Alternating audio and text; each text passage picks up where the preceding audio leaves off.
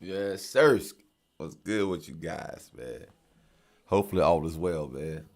We got another Mr. Ballin. A forest so evil. It's illegal to enter, bro. A forest? Illegal forest, bro. You can't even enter it. That's how evil it is. Now that's crazy. That's like super duper crazy, bro.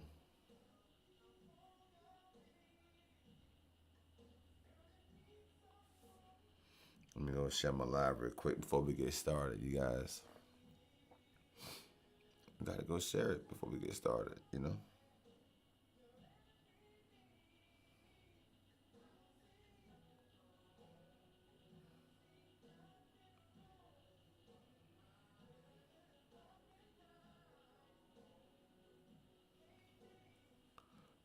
Yeah, Sersky, how's everybody doing? We about to get started with this Mr. Ballin. We got 3 viewers in the building.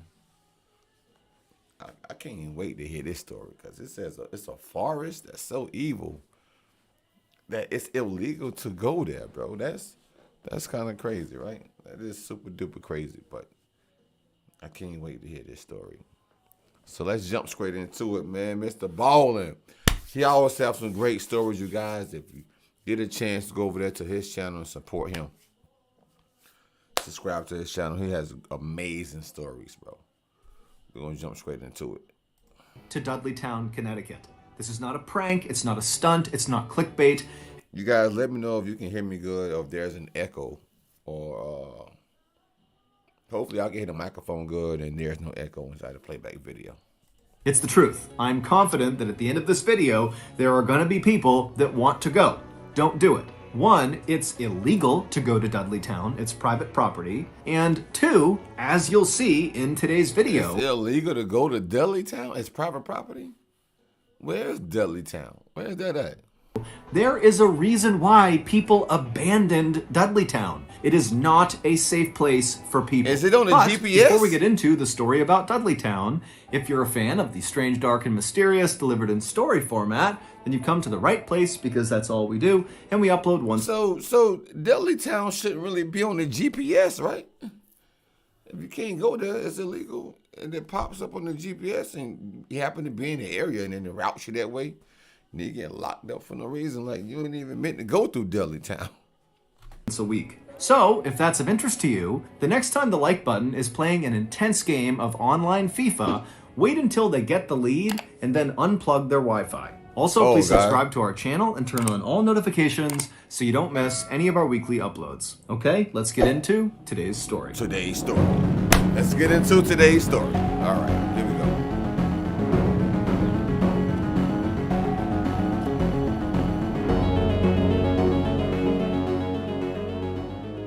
It was a bright summer day in 1906, and Dr. William C. Clark and his wife Harriet were driving slowly through a beautiful part of northwestern Connecticut called Litchfield County. Litchfield is a rural, very hilly area with lots of winding country roads, and the Clarks were there to try to scout out an area to build their second home. The couple lived full-time in New York City, where Dr. Clark was an oncologist, which is a cancer doctor, and he was also a professor at the Columbia College. I bet y'all know a cancer doctor was called that. I sure didn't know that. A what colleges? Hold up.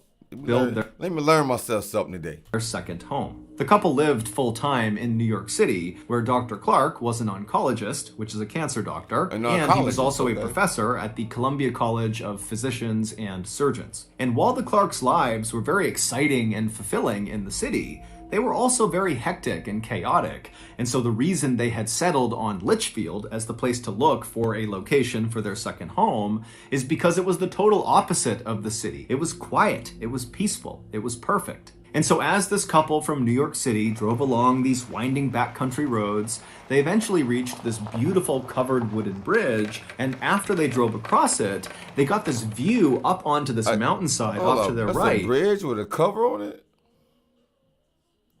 I've never seen one of them. A covered up bridge. That's crazy. And high up on this mountain was this huge, shaded, beautiful forest. And they saw there was a road that appeared to kind of spider off and go into these woods. Now, the couple had no idea what was up there, but it was just so beautiful, and they were immediately so drawn to it that they decided they would go check it out and see if maybe there was a spot for their second home. Being nosy, bro. Why would you want to go up there? Nosiness. Home in these woods. And so Dr. Clark took the car and he went up this access road, and very quickly as they began climbing up this hillside, the road became very bumpy and overgrown. It was pretty obvious that not many cars were driving into these woods. And so before they even reached the tree line, Dr. Clark had to pull the car over and park it on the side of the road, and then he and Harriet got out, and then on foot they continued up towards the forest. And once the couple actually entered the forest, immediately the sunlight faded because the canopy over their heads was so thick, and the air became cool and refreshing. And after walking for only a couple of minutes, the forest, which at first seemed very still and quiet, suddenly became alive. They could hear birds chirping and animals running around and insects buzzing. And then up ahead, they saw there was this field off to the side of the road that was full of all these wild apple trees growing in all different directions. They're in the Garden of Eden. It sounds like they're in the Garden of Eden, bro. Adam and Eve. Everything come alive and chirping, and birds and crickets, all kind of stuff. Everything talking. They're in the Garden of Eden. And as they got closer, they saw there was just a deer right in the middle of the apple trees eating apples directly off the branches. And then, just past all these apple trees, the couple began passing these huge, beautiful patches of roses and lilacs and bright yellow bitter tansy flowers that lined the road. And then before long, the couple was stepping over these babbling brooks, and off in the distance, they could hear the sound of running water like fresh spring water coming down off the mountain. And then, as the sun did begin to poke through the canopy above them, it almost looked like the forest was sparkling, literally. This forest was sitting on a hillside, and the hillside, which was made up of rock, had mica inside of it. And mica is a kind of mineral that when sunlight hits it, it almost looks like it's shimmering. And of course, there were the owls. As Dr. Clark and his wife walked farther and farther into this beautiful forest, they heard more and more owls hooting off in the distance. And to the Clarks, this made the forest feel enchanted. It was like the owls were personally greeting them. By the time the couple had turned around and begun heading back to their car, them damn owls said, y'all better get the hell up out of here. If y'all know what I know, we done seen too many people come through here and not return. That's what the owls are trying to tell them. But no, they think they being praised by the owls. Little do they know they about to be food for the vultures. They had already made up their mind that they were going to build their second home in that forest. And so, after returning to their home in New York, they promptly put in the paperwork to purchase 1,000 acres inside of that Connecticut forest. And that forest had a name. It was called Dark Entry, and it was named that because it looked like from the outside. Hey, my boy D2 Judgment Dave. Yes, sirski. We live, baby.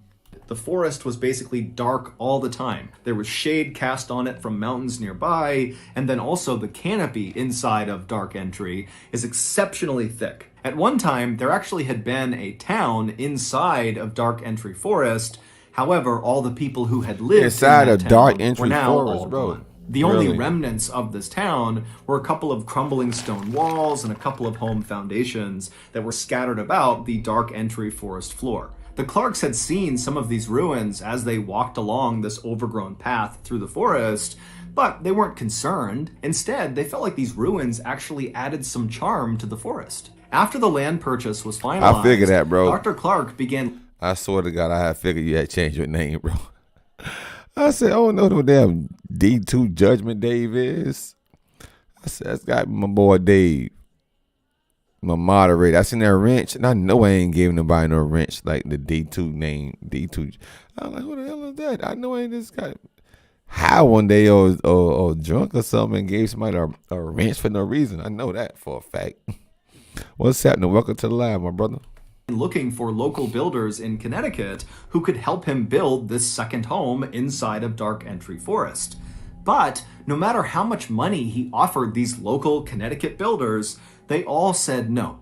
Now, none of them gave a straight they knew answer what time to it Dr. was. Clark about why they were turning him down. So Dr. Clark just kind of assumed that, hey, this project is not huge. It's just one house. And the forest is pretty isolated and hard to get to. And so he thought, probably these builders think it's not. But everybody told you no, though. Dr. Clark was not discouraged. He decided he would just build the house himself. After all, he was a very handy, competent guy who had grown up on a farm in New Jersey, and so he knew how to build things. And so, for the next several months, Dr. Clark would travel from New York City to... Hey, y'all, appreciate it, brother. Appreciate the $20 don't know. Happy New Year's to you too, my boy.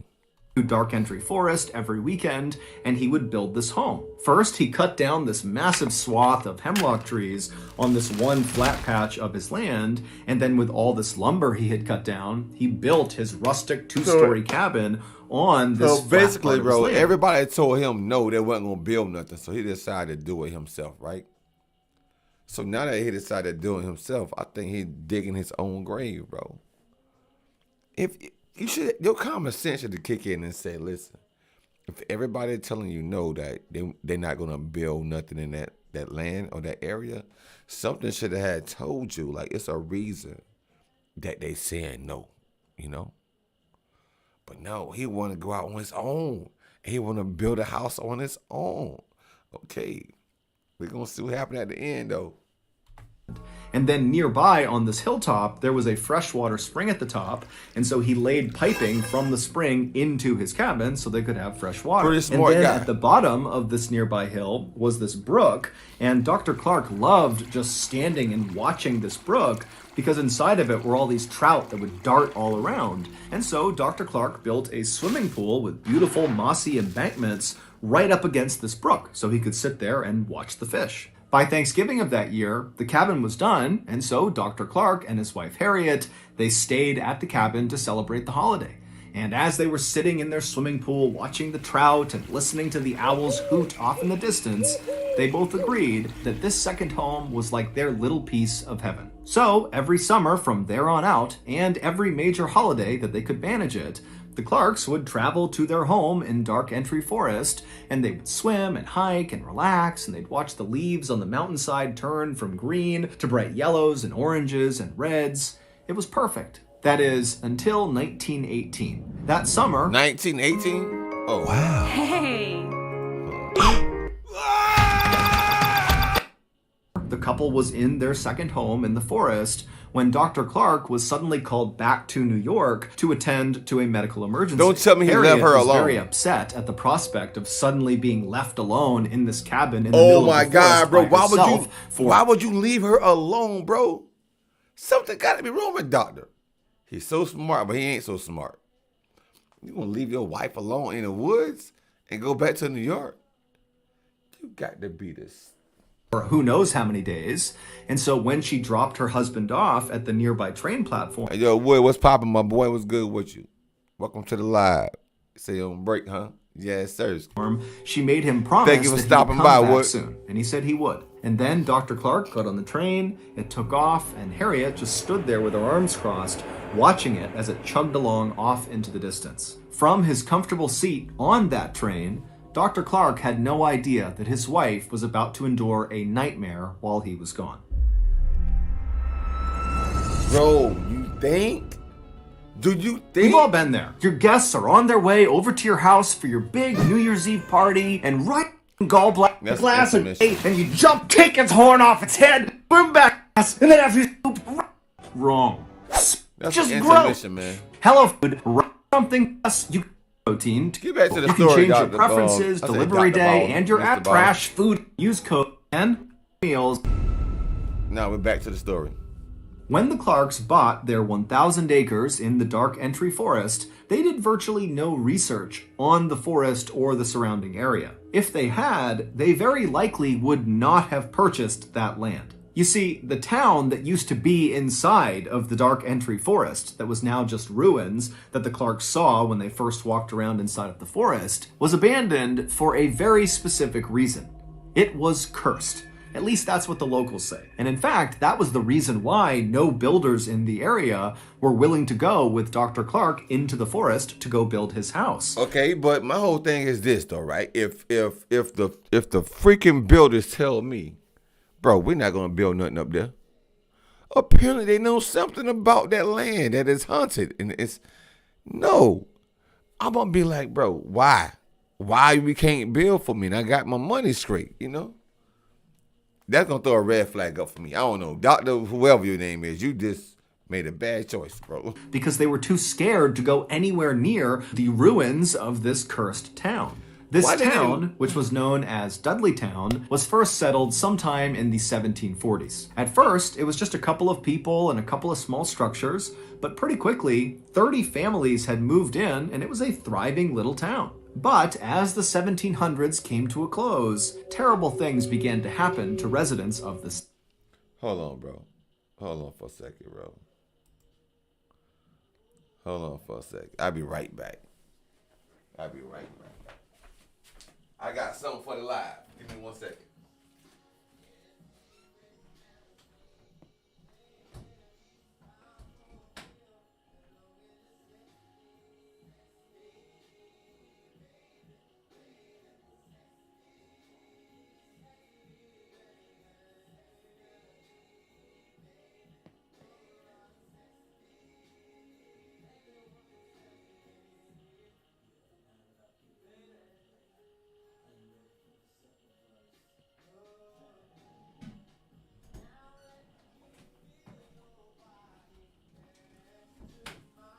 All right, so I had to go make sure my doors are locked.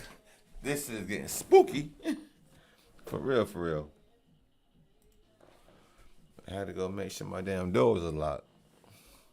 My front door. Let's go. Town. First, there was the Carter family. They moved to Dudley Town in 1759, and shortly after arriving there, 6 members of their family all died suddenly from cholera. The remaining branch of the Carter family was so grief-stricken from their losses that they left Dudley Town and went to New York, where they resettled. But almost immediately after getting set up there, Native Americans raided their property and massacred them, and the 3 people that survived this massacre were 3 of the kids, and they were all kidnapped and taken away. In 1792, a Dudley resident named Hollister died suddenly. Now, we don't know if he fell off a roof or if he was murdered. No one really knows. But what we can agree on is that his untimely death happened in the home of a man named Tanner. And Tanner, following Hollister's death, suddenly just began obsessively talking about these strange creatures he was seeing out in the woods at night, kind of roaming around the dark empty forest. And he talked about it all the time. Nobody listened to him. And eventually, Tanner went insane. Those are not creatures, bro. Those are ghosts, period. And his daughter had to care for him for the rest of his life. And while Tanner was slowly losing his mind, his next-door neighbor, named Abel, also began reporting that he was seeing weird creatures roaming around the tree line all around the town. And as Abel continued to report seeing these strange creatures lurking in the shadows, he too slowly went mad and had to be cared for until his death. In the early 1800s, a famous Revolutionary War hero, General Herman Swift, who lived in Dudley Town, lost his mind shortly after his wife was struck by lightning. And then in 1813, an unknown epidemic rolled through Dudley Town and killed many of its residents. After that, more and more residents of Dudley Town either died suddenly or died mysteriously, and also more and more residents began coming forward with stories about having seen these strange, shadowy creatures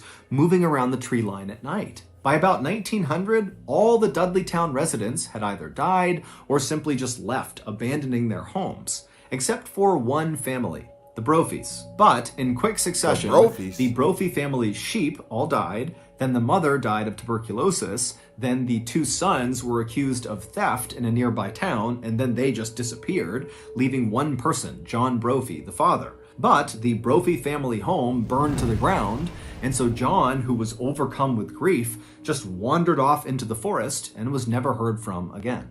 At that point, Dudleytown officially became a ghost town. No one lived there. And it was at that point, in 1906, when Dr. Clark and Harriet had their beautiful summer's day walk through the forest and discovered where they wanted to build their second home. So, fast forward back to 1918, and Dr. Clark, he's on his medical emergency leave to New York. It winds up being very quick. He's back on a train within 36 hours, and he pulls into the station right near Dark Entry Forest, and he's expecting to see Harriet waiting on the platform for him. But when the train rolled into the station, she wasn't there. Now, Dr. Clark was not a superstitious person, but for some reason, when he didn't see his wife there, he just felt like something was off. There's no reason she wouldn't have come out here to greet him. I mean, she was worried about being all alone in the cabin, and she knew he was going to be arriving at that moment. And so, feeling a little bit panicked. Did you talk to her, though? Did you even call her? Mr. Ball ain't said nothing about the doctor had called his wife or nothing.